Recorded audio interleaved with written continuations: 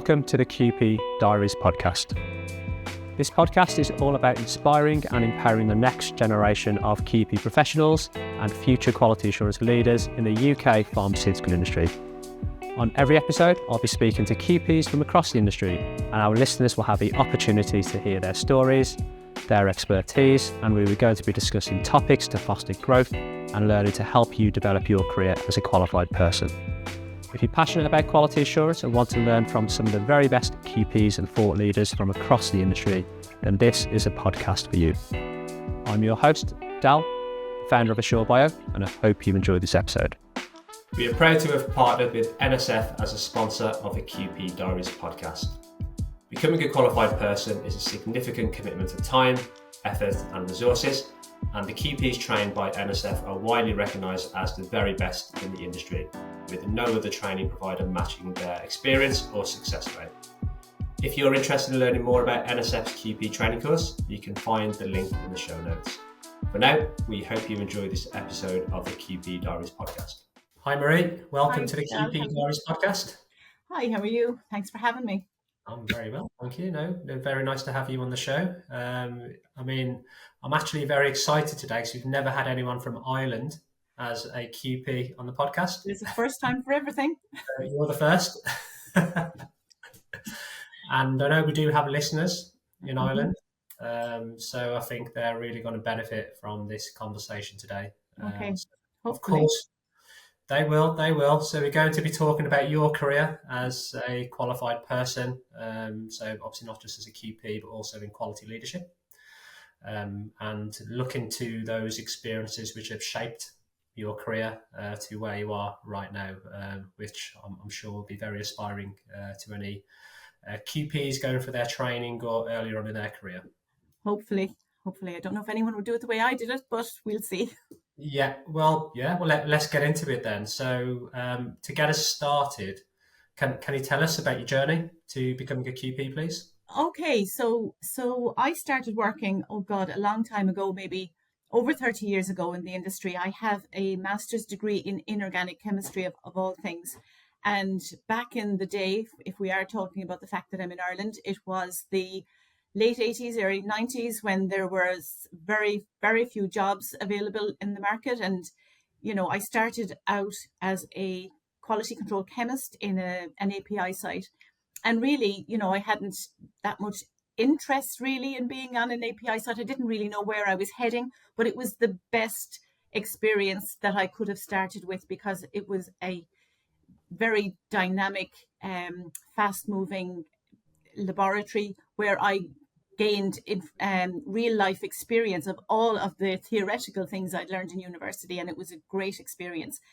I then moved into an R&D role in an inhalation site, which was completely different to anything that I had experience of or expected to have experience of. But it was my first sojourn into pharmaceutical dosage forms.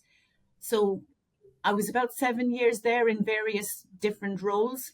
I would have been introduced to supply chain management because it being R&D and we were going to commercial, we were trying to find, which propellants we were going to be using for the commercials, and then, how we were going to file these drugs with the FDA, method development, validation, all sorts. It was really, really eclectic. And as I said, my career wasn't really linear because after that, I moved into regulatory affairs, and not many people go into regulatory affairs so quickly.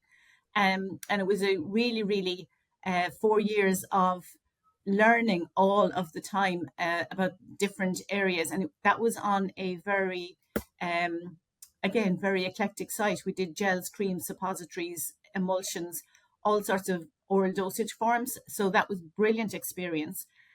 I became QA manager there, and one of the prereqs for being a QA manager was to be a QP.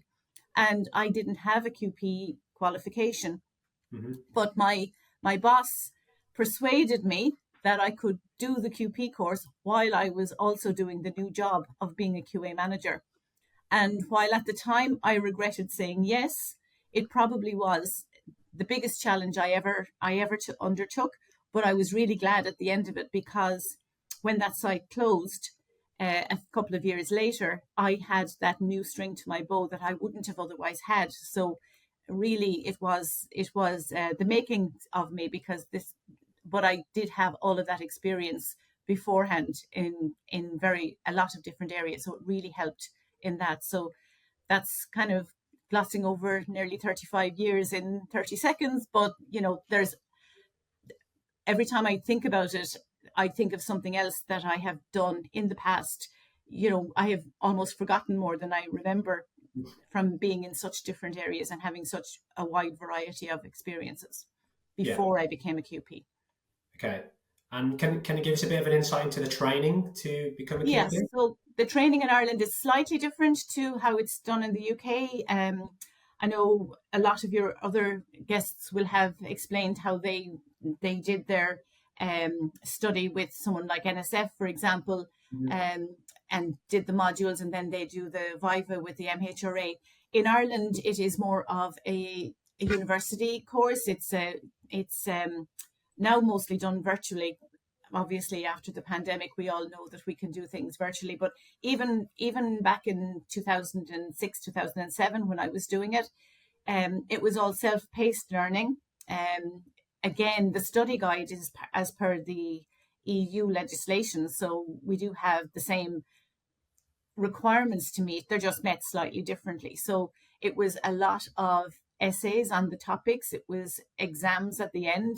Really, anyone who's listening to this who's already a QP will remember the joys of studying after you've done an 8 or a 10-hour day at work.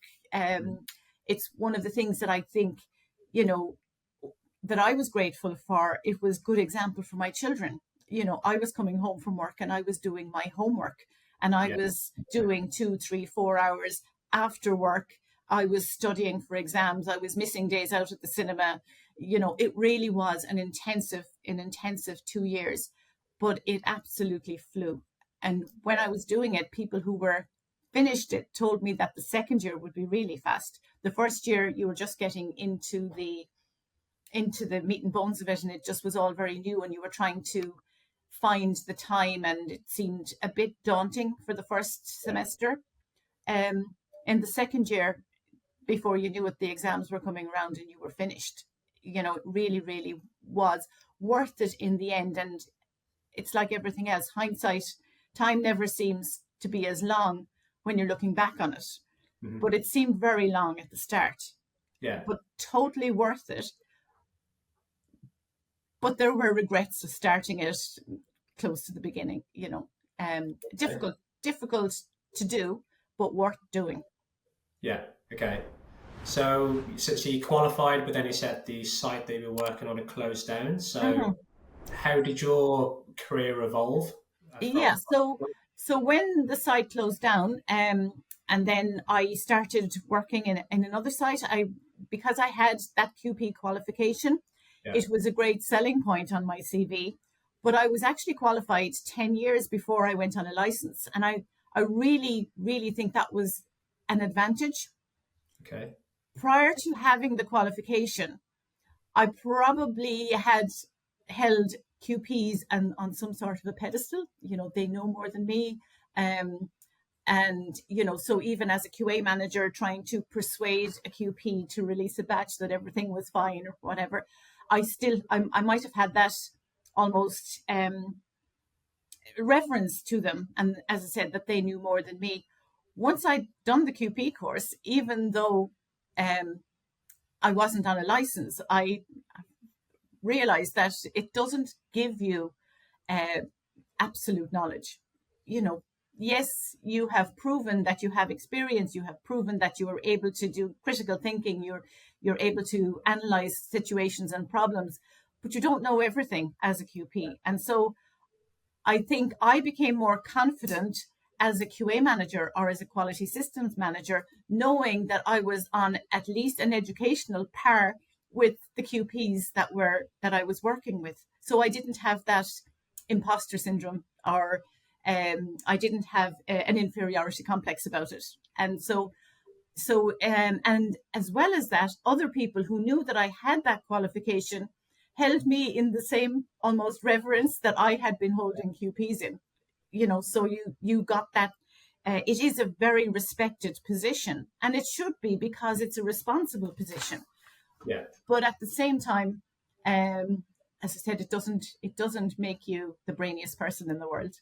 Yeah. Okay. So you definitely went on a different journey then. So you Yeah, qualified, and 10 years later, that's actually when you went onto the license yeah, to yeah, certify yeah. product. And when I So went on to the license, I had moved into steriles at that point. So that's another dosage form that I yeah, hadn't had at the start. So, and I had gone through med devices as well. So, I had the whole gambit of different technologies in my toolbox, yeah, that I was bringing to that at that time. So I think it was a good time for me to go on a license. yeah. Okay. So do you think prior to that, the 10 years just as a quality manager, quality systems manager, shaped you to become the QP that you were? Yes, absolutely. It gave me the confidence, and I Yeah, think that's the thing. I think that if I had gone on a license directly after I qualified, which was the plan before we found out that the site was closing down, if I had done that, I think I still would have felt a bit of a fraud, because I had just gone into a new job and I was doing the study as well. So it was a lot of multitasking, and I probably would have felt that I was really just ticking a box by going on the license at that point, and that I hadn't really earned it, yeah, that I had rushed into it and I didn't have the experience behind it. I think waiting and getting more confident during those 10 years, I had a lot of discussions with QPs who were on the license, and yeah, I was part of their decision-making process, yeah, which then when I became the QP on the license, I already had been part of that. I'd already been part of it in a safe environment where I didn't actually have to put my name on it, yeah. you know. Yeah, so So a lot of your communication prior to that was supporting the QPs who were actually yeah, releasing product at the yeah. time. So then, obviously, as you say, that gave you then the confidence once Mm. you were Whereas licensed. I wouldn't have had that Yeah, if I had gone straight into it. yeah. And then how was your journey as a QP then? I mean, how long were you acting as I a? was a QP for 6 or 7 years Yeah, in the same site. It was the first couple of years was, again, even though I had been on that site for 6 or 7 years prior to that anyway, it was still a real learning curve, because while I had been in the system and I understood, I didn't have to train on the quality system, or I didn't have to do many more SOPs or whatever. You are looking at things through a different lens, and you're looking more holistically. You're looking at everything rather than just your own little niche. So there would have been things that I wasn't as familiar at in the roles I had done. So that was learning. And once I was learning, I was happy, and the unfortunate thing with anything, you learn more from the nasty deviations than you'll ever learn from the straightforward batches. So the straightforward batches kind of get boring after a while, but the meaty deviations are where you are challenged most, but it's where you learn most. And when they work out okay in the end, that's where you enjoy it most. yeah. Did you feel more pressurized though, being It's having definitely a responsibility? pressurized. It is definitely a pressurized environment. When there are, question marks over a batch, when there is a deviation that's causing difficulty, when the investigation isn't working out the way everybody thinks it's going to work, the QP will be in the front and center.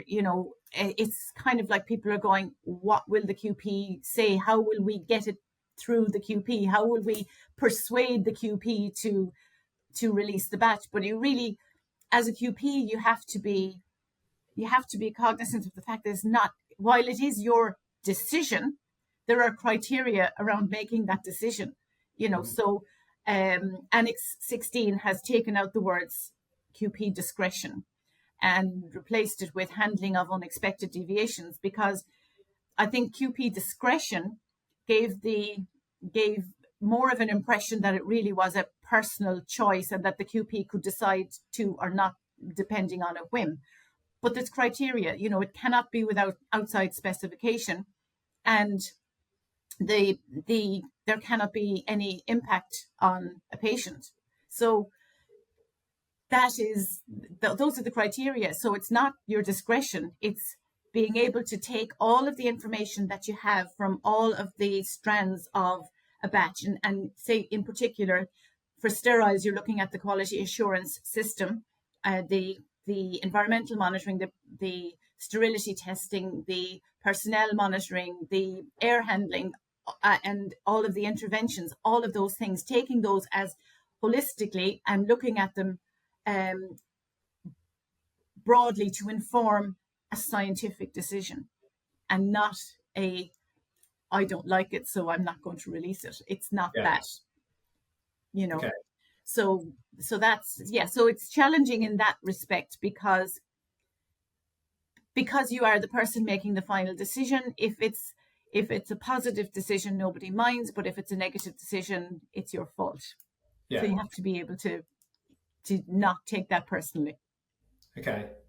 We're taking a moment to share a message from Catherine Kay, who is the Executive Director at our sponsor NSF, where she highlights the benefits of their training programme for trainee QPs. Our trainers for our courses are experts. They're experts from industry, have had many years' experience and bring a wealth of knowledge to our training courses. We also provide Viva preparation sessions for them every month, where they can practice answering questions in a group scenario. NSF have a long-standing partnership with the University of Strathclyde, so not only do our courses meet the requirements of the QP study guide, but they're also taught at a master's level. So that means that people can go on to and acquire a postgraduate certificate, diploma, or even master's with the University of Strathclyde. Then you can go to our webpage, so nsf.org, and we have a whole page there set to our qualified person training, so you can read more there.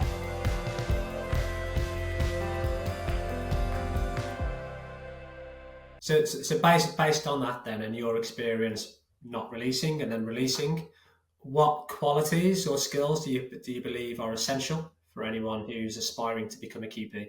Okay, so if you were to Google that or ask ChatGPT to give you an answer to that, you'll get a big long list of characteristics like analytical knowledge and regulatory knowledge and attention to detail and leadership and all of those. And I would say yes to all of those, but nobody's good at everything. So I think, and you get those assessments that you do for yourself. They're kind of like a wheel, and you put where you think you are in each one of those on the wheel. Nobody's going to get a perfect circle, because nobody is going to be good at everything. So the one quality that I think is an advantage of being a QP is not being afraid to not be the cleverest person in the room. So do not be afraid to ask what you think might sound like a stupid question, because 9 times out of 10, there are other people in the room who want to ask the same question and they just won't. And if you don't understand something, you're not going to make the best decision. And there's no shame in not understanding. You are going to be getting reports that are very technical. They're going to be outside of your area of expertise. I've had IT people explain to me how an automated filling line works in the background, so that I know what could and what couldn't happen at the interface. But I'm not a computer guru. I know very little about how they work. To me, they're a black box, information in, results out, and that's it. But, you need to understand when there's an interface, can an operator override this? Is there an interlock to stop something happening when an alarm happens? And you have to be able to decipher, because process engineers and IT experts will write you a very, very comprehensive report, but it will be full of their jargon, and you really need to get to the back of the jargon. And so don't be afraid to ask those questions. Have a bit of humility, and don't be afraid to change your mind if you get more information.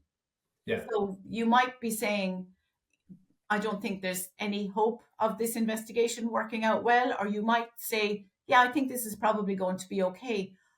at the start of an investigation. But if when you are getting more information, that initial thought changes, don't think you're going to lose face by changing your mind. You just need to be, so I suppose, courage to not be the cleverest and bravery to change your mind. And Yeah. Yeah. I assume from doing what you do right now in terms of sort of the training aspect, you see a lot of individuals who may not have the confidence to ask these questions. So what would you say to those individuals? We're all human. Yeah. Nobody expects you to know everything. And, in my current role, I do some training with the QP delegates, and I do training with auditors, and a lot of training on deviation investigation. And, I use an awful lot of the mistakes that I've made to illustrate points, and I never run out of examples because, as I said, we learn from mistakes, and I've learned a lot from my own mistakes. And I do try to emphasize to people that, especially when we're doing things like deviation training, we really need to reframe those as opportunities for learning and continuous improvement opportunities. The industry talks all the time about continuous improvement, but we need to be talking about it in terms of ourselves as well, and continuous development, and making sure that, we don't collapse under a mistake, that we learn something from it. When we started this podcast, I was talking about all of the areas that I have worked in, and I probably left out loads. I can think of probably an example of where I made a mistake in every single one of them. But that is how you learn the whys sometimes. And as long as the mistake isn't catastrophic, you'll recover from it. Yeah. Yeah, no, that's really good advice. It's making me think, what is the best ever advice that you've been given throughout your career, whether it was early on or to this day? Probably along the lines of what I'm saying is to never stop learning. Just, don't turn down opportunities because you don't know how to do something.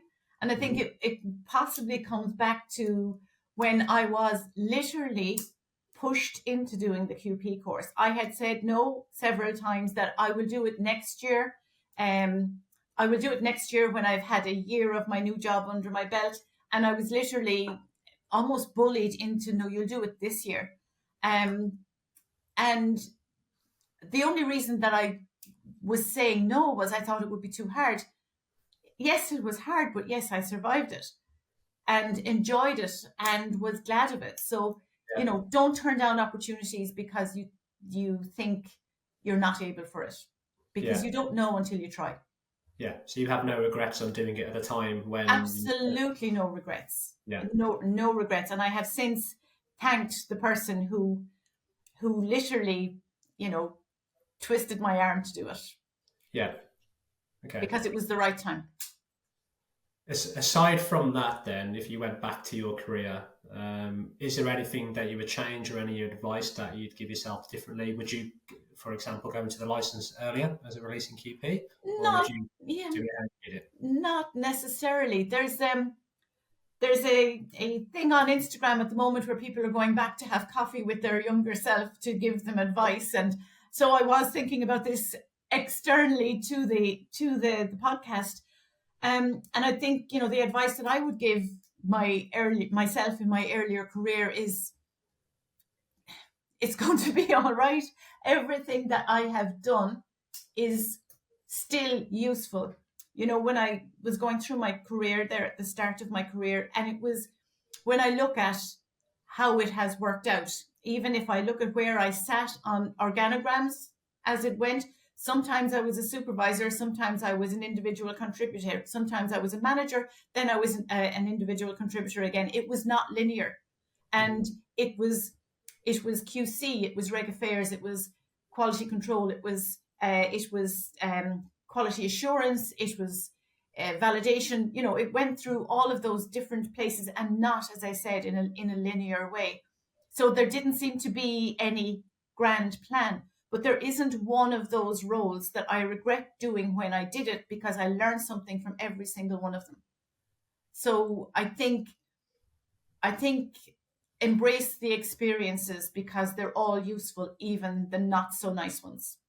Yeah, so there was a lot of change then in your career. So a lot of change. While I stayed in some companies for up to 12 years, I would have had maybe 6 or 7 different roles in that time. I think 2.5 years is probably as long as I spent in any one particular role until I became QP, which I stayed in for 6 years, 6 or 7 years. Do you think it helped working in the different departments and understanding the different people and their backgrounds? Did that help also? That is really, really important when you're doing the QP. Okay. Because you've got insight into the different areas. You know, there were some people that I worked with that had never been in a laboratory. So even reading certificates of analysis or understanding borderline results or why a system suitability failed or something like that, if that wasn't part of their language that they understood, they would struggle, like I would with the IT stuff. They would struggle with understanding how big a deal or how small a deal something like that was. So I had insight, or at least some little bit of knowledge of each of the areas that I was working with. So I'd know which was the first question to ask. You know, I'd have a direction. And also it's really useful to have a little bit of knowledge of each area, because you might spot where someone is trying to not answer a question. Yeah. Yeah, because a lot of QPs that I talk to always talk about the network as well, internally and externally, of course. Yeah. And it's important. That is important, and you have to be able to speak to people at all levels of the organization as well. You know, you will get a lot of information. You will have a better relationship if you treat everyone as an equal, and you are personable and open and not judgy. Is that a word? Yeah. And bringing us on to your sort of current career at the moment with NSF and the training that you provide. So obviously, you're immersed in speaking to quality professionals throughout their careers on different training courses. What are the emerging topics or areas of research that you're particularly passionate about and you have to talk about to people studying? Yeah, well, recently I have become slightly obsessed with human reliability, or human ergonomics, I think it might be called. It's not about how high your chair is, even though things like that are important. But I think just reading up about a lot of human factors elements, I think the pharmaceutical industry has almost missed a trick with it, because it's very embedded in healthcare, aeronautics, nuclear, oil rigs, you know, where when an investigation happens, they look at how did the system let down the individual, rather than traditionally what we did was look for human error, and then we decided we can't call it human error, so we will just call it something else. But really, when a deviation happens, for a long time, myself included, the question asked would be, whose fault is it, you know, and who did it? Whereas now I'm looking at how we can use this mindset, and it is just a shift in mindset, to look at, if we're running a system, then the system should be people-proof as far as possible. An example I had recently was a deviation was raised because somebody didn't do a second person check on a particular test. But the reason it was okay was that there were 3 second person check records for exactly the same thing, and the person only missed one of them. Now, the CAPA that was put in place was to have a stand down and tell people they had to be careful to do this 3rd check. But it was the 3rd second person check.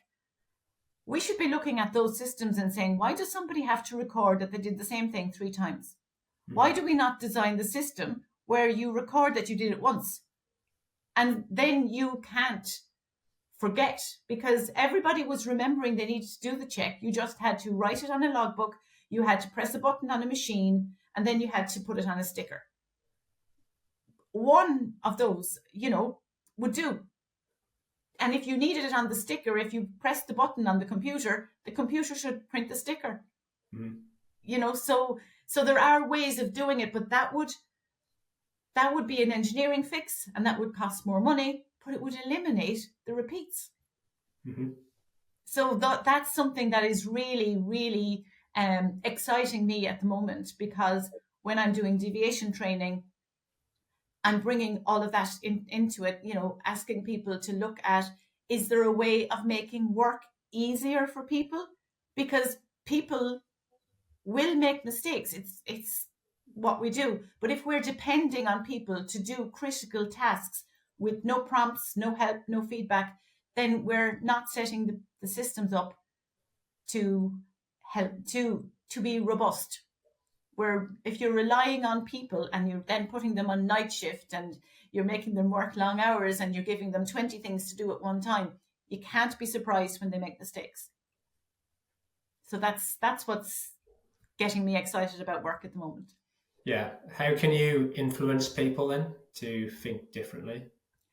Well, I'm doing it in my small way by when I'm training in deviations, is bringing this in and trying to get people to look at things in a systems-based way, rather than the traditional looking at people, and depending on people to do it right, even if they're not given the right tools, So it's a mindset shift.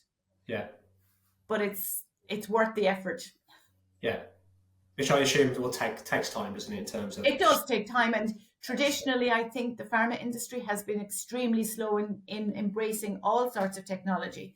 We're jumping in now with AI, but I think we need to be careful as well that, we're going to train AI, that we're using the right data to do that, and, not use it to cut time, use it to make things better. I know we say time is money, but it's not all about shortcuts. Shortcuts can be dangerous if they're not the right shortcuts. Yeah, absolutely. Yeah, I mean, I know there's still a lot of resistance around AI. Yeah, there still needs to be a lot of training to ensure people are capable. Yeah. Yeah, it should be used for enhancement, advancement. Not saying all the time. Not all the time. Yeah, it's not going to replace us. Hopefully. Yeah. And my final question, Marie, is just how would you finish your advice for any sort of trainee QP, anyone junior in their career who probably needs a bit of support at the moment, because everyone gets to that point.